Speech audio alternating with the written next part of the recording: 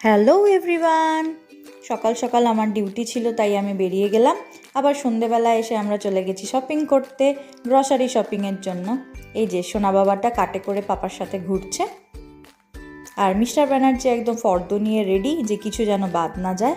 আর রিপ সোনাও দেখে নিচ্ছে মামা পাপা তোমরা কিছু বাদ দিচ্ছ না তো।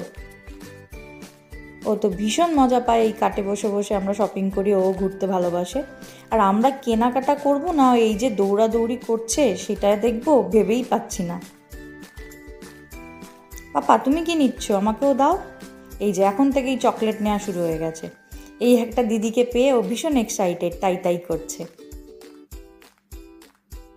পুরো একদম দুষ্টু ছেলে।